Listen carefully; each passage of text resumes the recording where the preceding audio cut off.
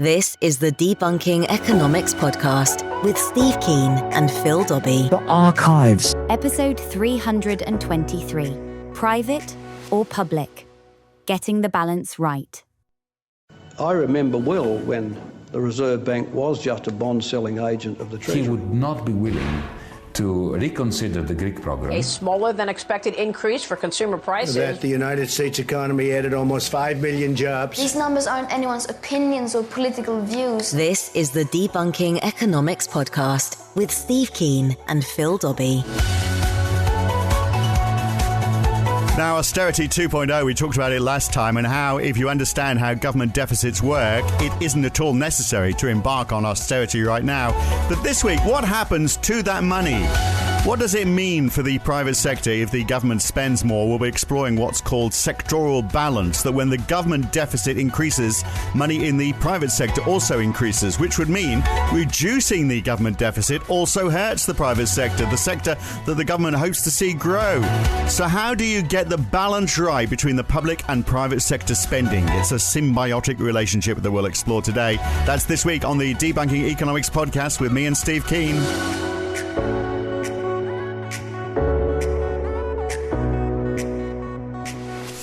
Well, last week we talked about money creation by the public sector, how rather than austerity, the government should be spending more at times like this, even if it meant increasing what most people would see as public debt, because that money created by the government, as we talked about last week, is issued as bonds and sold to banks, basically, who substitute their cash reserves for those bonds. Now, I want to explore more of that, and in particular, the interplay between how much money sits in the public sector and how much sits in the private sector.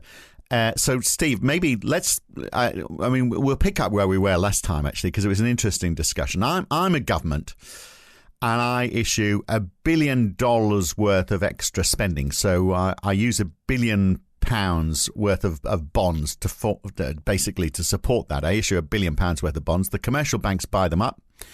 So for them, as we were talking about last week, they are exchanging cash reserves, which they have to keep in reserve, but they swap them for bonds. And so they do that. They now have £1 billion worth of bonds, and the money that they've released by buying those bonds has gone to the government.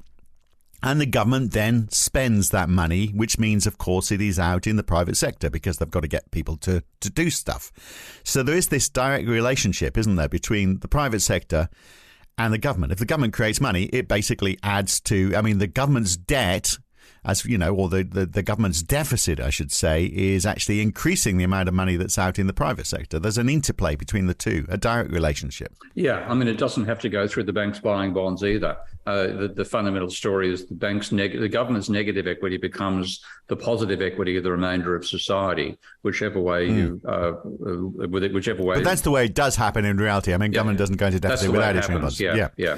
But I just did that to illustrate the fact that yes, it's that can keep on happening, of course, can't it? Because when the government issues that money or spends that money, of course, it finds its way into. Because I think I said last week, well, that could keep on happening, couldn't it? Until there's no reserves left in those commercial banks. But of course, there will always be reserves because when the reserves are created by the spending process itself, and it's created by the payment of interest on bonds as well. So if you have the government issuing bonds to cover the deficit, it also issues bonds to cover the payment on outstanding debt. Now, so the money that pays the interest is created by the government, just like the money created by the spending itself. Yeah. The creation of government, not borrowing it from anywhere. Right. And that adds to the short-term equity of the banking sector, so it's part of the profitability of the banking sector, but it also adds to the reserves. And the special little trick that I've realised in putting these models together is, of course, central banks buy and sell bonds off the private banks all the time, or what they call open market operations. And under QE, they bought enormous quantities of bonds. But if they simply restricted themselves to roughly on average buying bonds equivalent to the interest payments on bonds. So let's say there's £1 trillion of bonds outstanding, and the rate of interest was 3% on those bonds, then if the net buying of the Bank of England in this case was £30 billion, then that actually increases the reserves by £30 billion. So the gradual build-up of bonds by the central bank also causes a gradual increase in the reserves. So the reserves continue being replenished by government operations, whether that's the Treasury running a deficit or the central bank buying bonds off the private banks. But I mean, reserves, let's revisit what reserves are and how reserves get there. If I've got some cash and I take it into my bank and say, I want to put that in my bank account, that the bank says, great, we're going to stick that in our reserves. That's how reserves are created, isn't it? Yeah, well, and that's actually a good way to think about it as well, because what's going on there, if you bring in, 10 crisp £10 notes and deposit those at your local Barclays bank, Barclays then puts those 10 actual physical pounds, 10 pound notes in its safe. They may get transferred later, but that's where they initially go. So the actual money you've given to the bank ends up in their vault, which is part of the reserve. So the reserves are actually holding the physical money in this case. And then the bank effectively gives you a receipt because it writes to a number 100 plus 100 onto your bank account. So you've got a record. They've got the actual cash. But then when you look at what can be done with that, it goes the other way. The bank can't spend that money on whatever it likes, whereas you can spend that receipt on whatever you like. So you get and I think that's a very useful framework for people to think about money creation in general. So when the government says, right, we are going to spend £1 billion, that £1 billion is put into various people's bank accounts as they spend that money. So that money becomes, that £1 billion, in effect, as far as those banks are concerned, becomes reserves as well, doesn't it? It's £1 billion increase in their reserve levels. So if you deposit cash as an individual, the cash, the vault reserves the banks have go up by the amount you deposit, and they record that as an increase in your deposit account with them, and that's all internal banking behaviour. But the way that the government does this, they use the private banking sector as a conduit to reach the public. So they what they do is there's an initial transfer at the central bank from the Treasury's account of the central bank across to the bank accounts of the relevant private banks. If you're a bank at Barclays, then and you're getting £100 from the government for some COVID compensation, then that £100 is £100 fall on the Treasury account, £100 rise in the reserve account of Barclays, and then Barclays puts that £100 receipt in your account as well. So at the bank's own level, the reserves go up when the government spends, as do its liabilities, which is your deposit account. Right. So when I said last week, well, the government can keep on issuing bonds until banks have bought them all, that'll never happen, will it? Because there will always be more money. If the government spends £1 billion, it's going to issue £1 billion worth of bonds to cover that. But that £1 billion is also going to find itself increasing the value of reserves in commercial banks by £1 billion.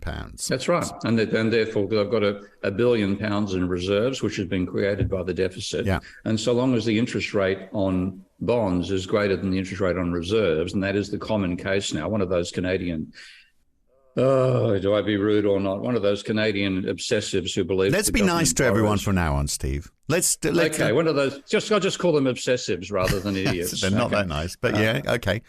Okay. So they sort of said, you haven't included interest being paid on reserves in your model. Give me a break. So long as the interest rate on bonds is greater than the interest rate on reserves, any bank that turns down the offer of converting reserves into money is an idiot itself. And I'll never accuse banks of not being greedy. So if you get a 3% return on something versus a 2.75% return on the other, and they're both as safe as very, very intrinsically safe assets, government bonds in one case, reserves in the other, you'll switch out of reserves into bonds. So the buying power to buy the bonds is created by the deficit itself. Right. But if you have lots and lots, say the government goes, oh, look, we just issued £1 billion, and hey, look, banks are still buying them up. Let's do it again. Let's do another $1 billion tomorrow. And hey, look, they're still buying them without realizing that's because, they've got all this extra reserve sitting in their bank account. So why not? I mean, that could go on forever. So what is the downside of that, apart from the question mark about, how much money generally is in circulation as a result of this? But I mean, the value of those bonds is going to keep on falling, of course. So there's going to be no incentive at all for those banks then to say, well, OK, let's sell these onto the secondary market. They're going to stick there in their reserve accounts. You mean if we do our case I was talking about in the last podcast about the government offering a lower rate on primary on the bonds? Okay. Because I mean, but even if the rates are going to find their own level, aren't they? In the secondary market, if you flood the market with government bonds, if there's so many bonds now sitting in reserve in these commercial banks, the value of those bonds is going to diminish markedly because there's so many of them around now. It's going to be hard to get rid of them because they're going to be worthless. And that whole secondary market scenario, I'm not quite sure whether it's good or bad for the world if we don't have bonds trading in the secondary market, but that's just going to collapse if you get to the stage where there's just so many government bonds being issued because they're falling in value all the time. I think we've ended up in Zimbabwe, and I didn't know we were going for a train flight. If you do something, if you drink an infinite amount of water, you're going to drown. So like there are, if you jump out of the top of a skyscraper, you're going to die. Right. If you hop, but take that to the extreme. But all I'm doing is using it as a point to illustrate. There's a balance that has to be had here, isn't there? Between the interplay between how many bonds you issue, and there's still the secondary market you've got to be aware of.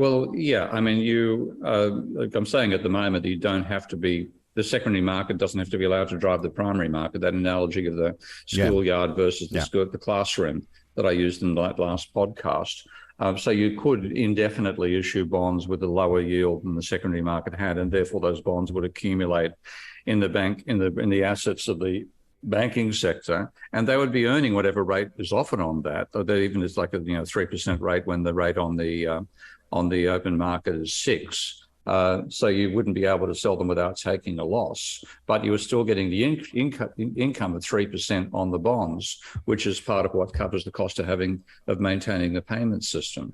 So the banks, in one sense, I think one reason the banks sell so many of the bonds they get these days, when we still have a close parity between the primary and secondary market, so they don't face a capital loss when they sell the bonds. The reason they sell them so much is that they are making most of their money out of the interest they're earning on private debt they've created, and they don't really need the income flow from the bonds. But if you had less private money being created for speculative purposes and a much lower level of income for the banks coming out of lending, where lending would be much more proportional to the real economy rather than proportional to the speculative maelstrom of Wall Street and the City of London. If you do that, then banks are likely to want to hang on to bonds more because they'd still be there getting the income flow, the cash flow from the rate of return on bonds. So it might be a more stable world in which we live in that case. So Wynne Godley, I mean, was what we've been talking about today really is about sectoral balances, isn't it? The government has a budget deficit.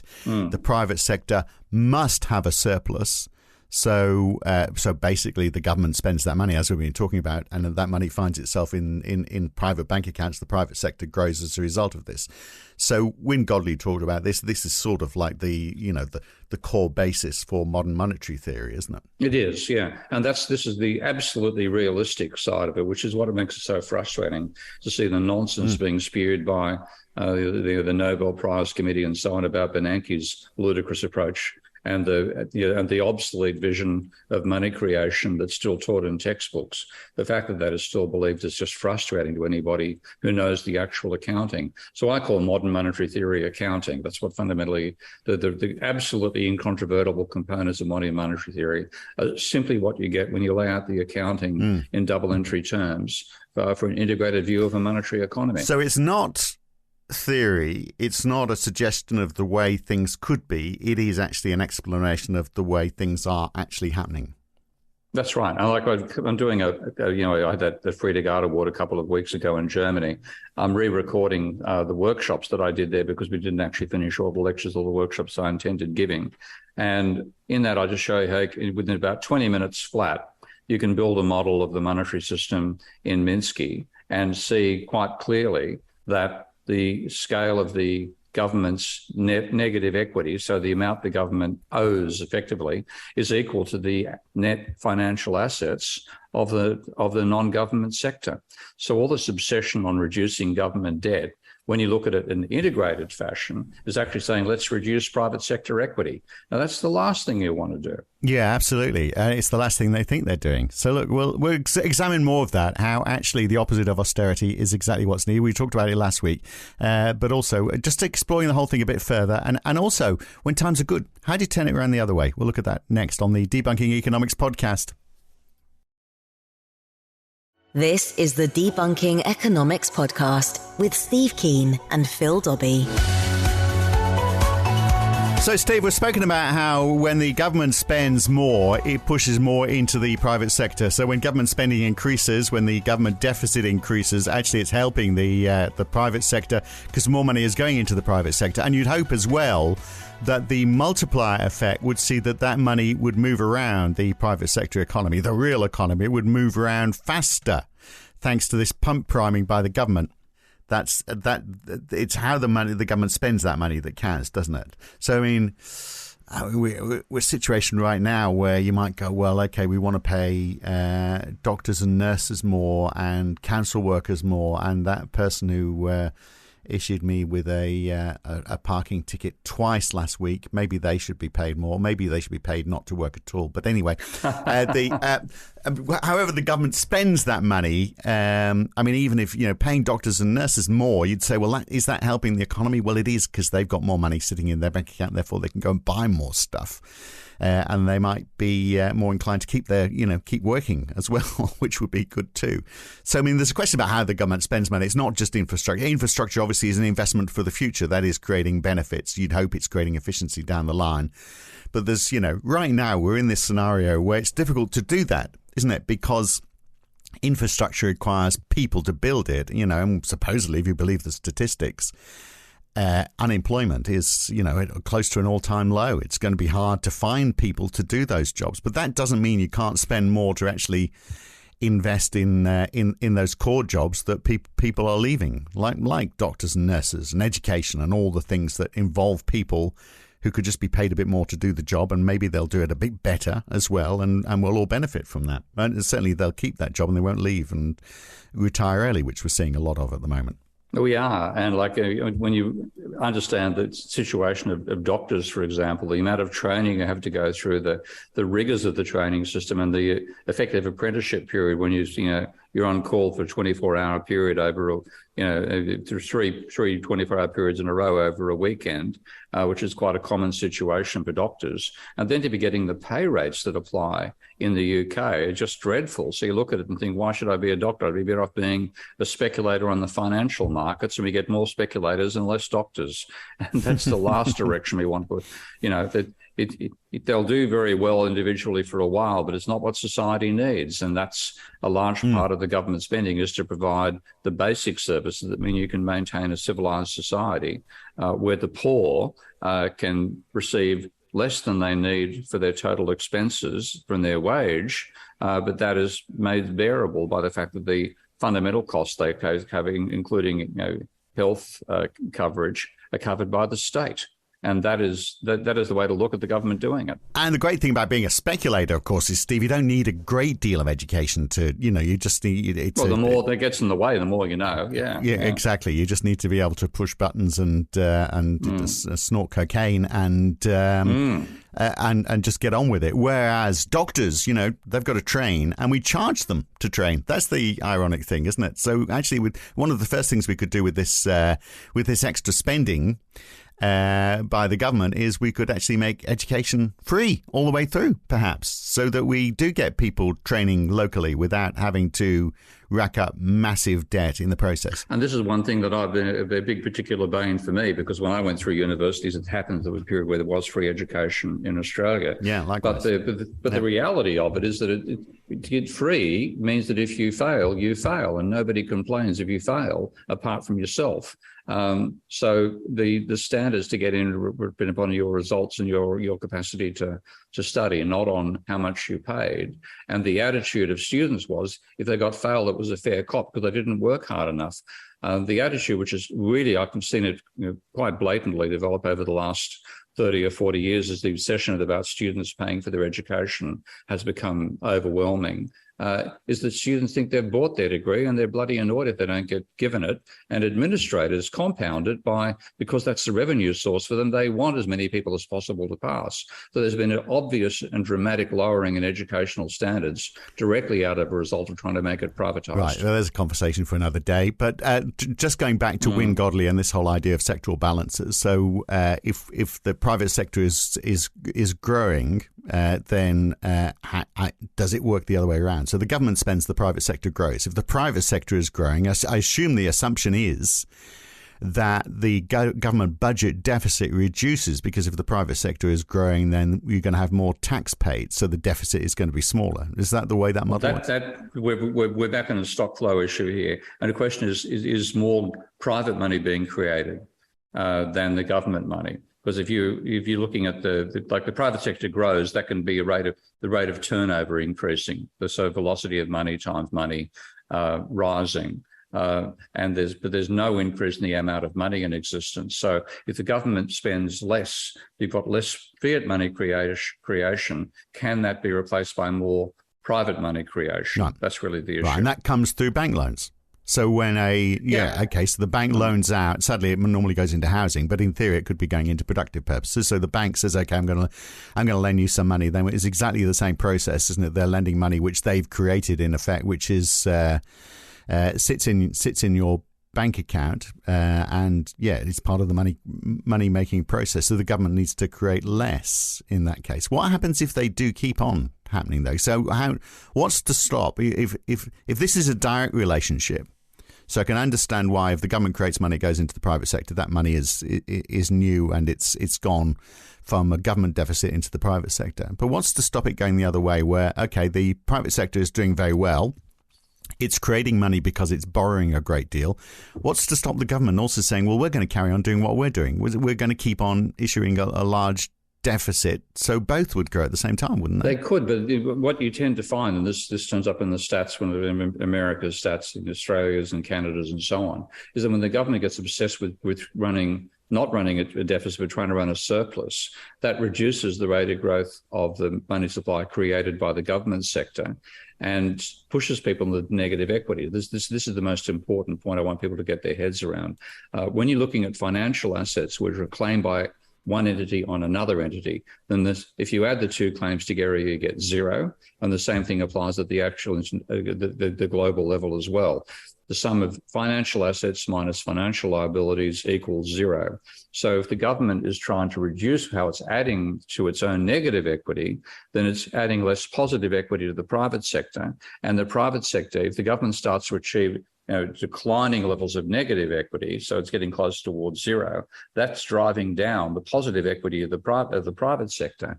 And so whichever way you cut society up, negative on one side means positive on the other. So the government having negative equity enables positive equity on the non-government sector. But the banking sector has to be in positive equity. If a bank has liabilities greater than its assets, short-term liabilities greater than its short-term assets, then it's bankrupt. Okay, so the banking sector has to be in positive equity. And that therefore means the non-banking world, which includes the government in this case, is in precisely the same negative equity. So you want to cut down just on the target of the non-bank public and say, how do you get the non-bank public into positive equity? The only way to do that is for the government to run a deficit. Right. So let's go, sort of get it, but let's go through it step by step. So we had that situation where I create £1 billion worth of extra spending by the government. I'm the government. I spend £1 billion. I issue £1 billion worth of bonds. That the £1 billion goes into the bank accounts of the commercial banks. And they change the reserves that have been created by that extra £1 billion into the bonds that have been issued by the government. So there's £1 billion swilling around the economy that wasn't swilling around before. But then also in the same economy, strangely, everybody goes, well, hey, things are really going well. I'm going to, even though the government is pushing out £1 billion, I'm going to borrow £1 billion. So there's £1 billion, which is issued out by the banks. What's to stop that happening? Nothing. That can happen at the same time. So, but that then means that the £1 billion doesn't increase, because when the private sector borrows off the private banks, they get a dollar for dollar increase in their assets from the borrowing and a dollar for dollar increase in their liabilities, which is the debt they owe to the banking sector. But there's no change in the net financial position of the private non-banking sector when it borrows from the banks. The only way the private non-financial sector can have an increase in its equity is if the government goes more into negative equity. So when you get a government that is willingly going into negative equity and spending at that rate, more positive equity is turning up in the hands of the non-bank public, and that tends to mean less desire to borrow and spend.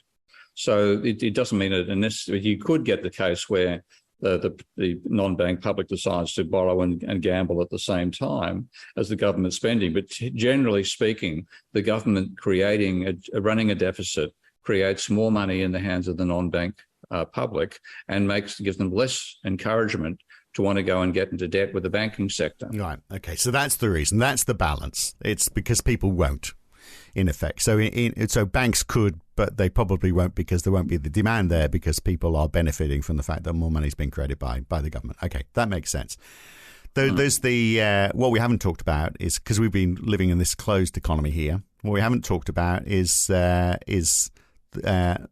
foreign sector.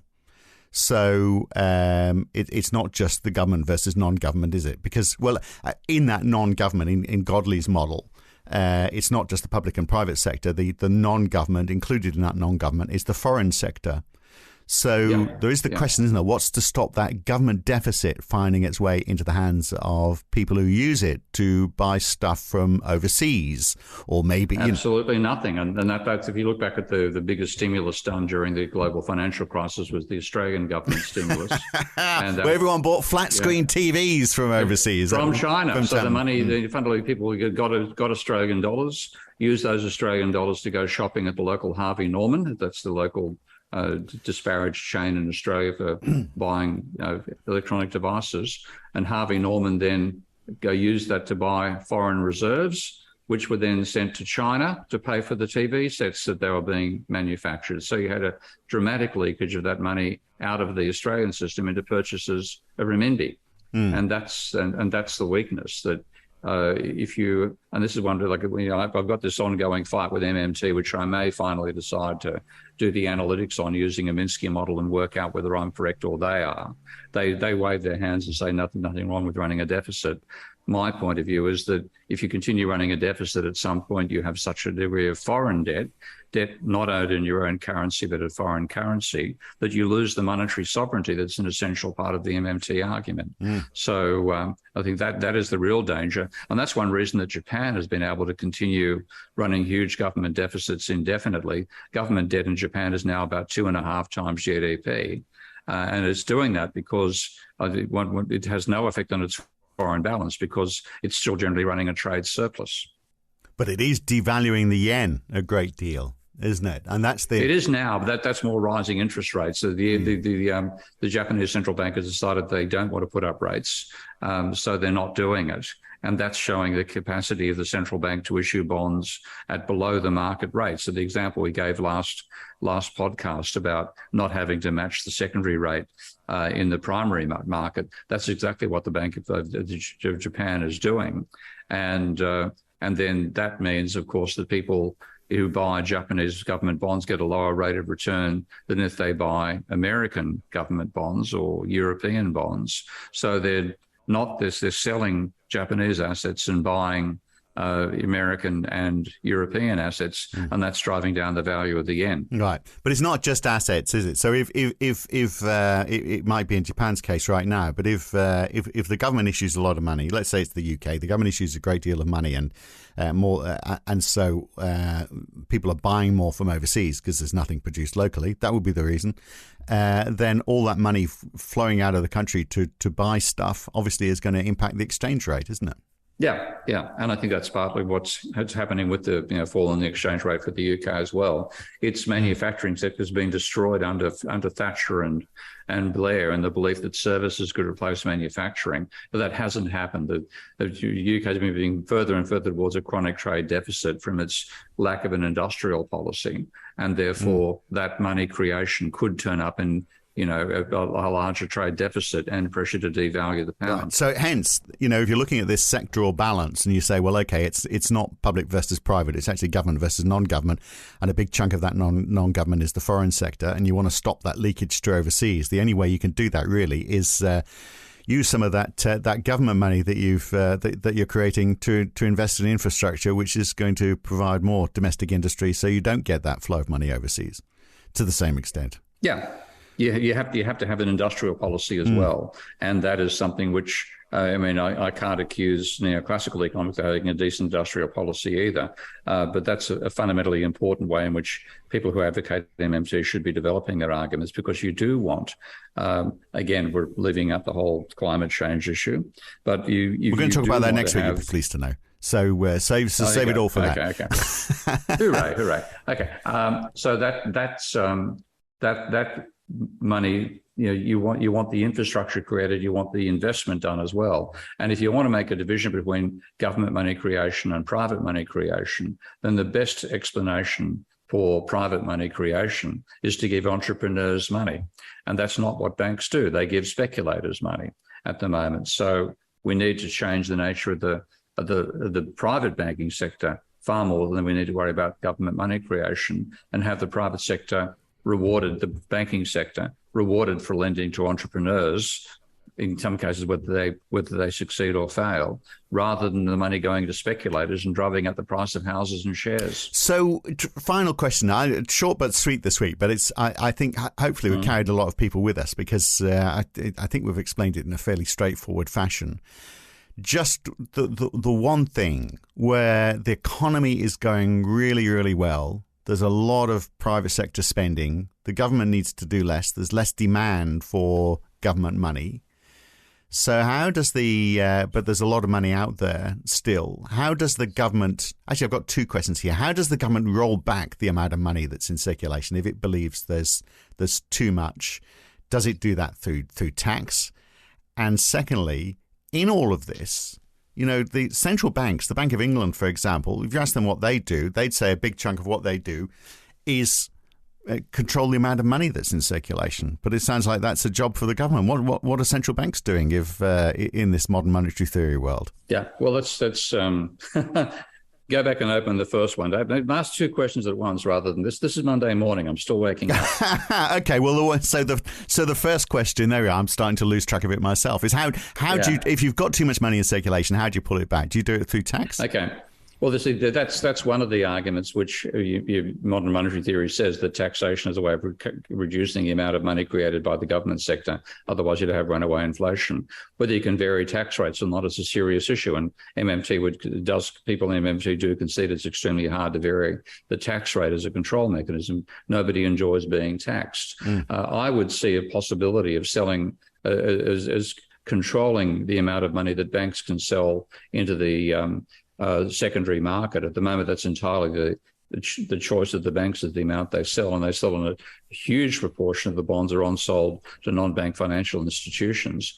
I would rather see the use of government bonds to match to counteract the government money creation to some extent. You have bonds being sold to people with the money that they get out of government money creation, and then that bond gives them an income flow on the interest on the bonds. But you take the actual creation of money out by selling more bonds to the non-bank public. That is one possible way to go about it, but it is extremely complicated because. But it's a bit like premium bonds. So people buy premium bonds in the UK, which they buy it. It doesn't pay interest, but they think they might win £1 million. It doesn't happen, by the way. I won £25 once. That's the best I've ever done. But I mean, what you're saying is, the money is sitting there in the reserves in a bank. The moment that bank was to sell that bond, then that is reducing the money supply because people are using real money that's out there in the economy to buy it. So if they sold those bonds to the public, that reduces the money supply. That makes sense. But it is a balancing act because, like, the scale of government taxation largely reflects the scale of government services, because the bigger your services are, the more you've got to tax, because what's creating money is the gap between the two. And letting the gap get out of hand is partly where you get your enormous money creation from. Now, the countries that have the biggest public services are the Nordic countries. And they have very high tax rate, but they've also got very high spending rates. So the spending rate causes the need for a high tax rate. Otherwise, you have too big a gap between spending and taxation, and therefore inflationary pressures. But those societies, when you look at the people's overall statement of their level of happiness and satisfaction, they end up being the happiest countries on the planet, not because they're being taxed, but because the fundamental services you need to consume to have a decent life in a civilized society are provided by the state as a matter of course. And that then takes the pressure off. The money which you earn from your own day-to-day income is for your discretionary spending, not for your essential spending. And that seems to make people feel a lot happier, and I'm not amazed. Well, it could be that, couldn't it? Or people are just fundamentally happy sitting naked with beautiful women and who are thrashing you with a birch stick. You're watching too many advertisements. That could be what's making them happy. Okay, all of that makes sense. But my second question was, what's the role of the central bank in all of this? They seem to think that they're responsible for managing the supply of money, but it seems that the government really has it in hand. Yeah, so what's the point of central banks? The Treasury is the money creator.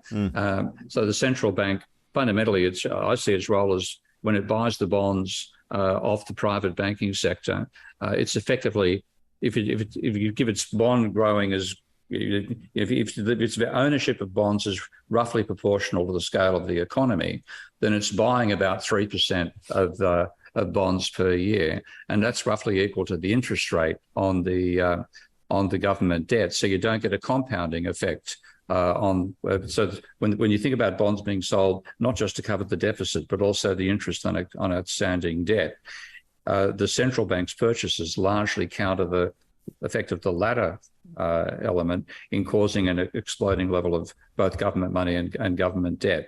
So I think the central bank's role is a mopping up operation, not the lead operation that they think they have, courtesy of being brainwashed by neoclassical economists. Right. Okay, well, we might visit that again in a future episode. What should be the role of central banks? But look, you'll be very pleased to know next week we are going to talk about the climate. In particular, how do we price energy and how do we price pollution? So when, for example, I buy something in the supermarket and it's full of plastic packaging, am I paying the real price for that? Is the company that's producing it paying the real price? Is the pricing mechanism part of what's got us into the mess that we're in? We'll look at that and many other questions as well besides, but we'll look at all of that. Pricing, energy and pollution next week. Good to talk, Steve. G'day, mate. Okay. Yeah, we caused a bit of controversy, or Steve did anyway, a few weeks back when he talked about the need for zero growth if we're going to meet net zero emissions targets. But, is he right on that? Because, understandably, a few people came back and said, well, look, no, can't we just make more efficient use of the energy that we've got? Like cars, for example, now obviously are more efficient than they used to be. So can't we do more of that sort of thing? Just make more efficient use of the energy that we consume and still have growth, because the Western world And in particular, developing nations are not going to accept the concept of zero growth as the only way of meeting net zero. So that's next week on the Debunking Economics podcast. You're going to have to wait a week before you can hear that, but we'll see you then. Enjoy your week. See you next week. The Debunking Economics podcast.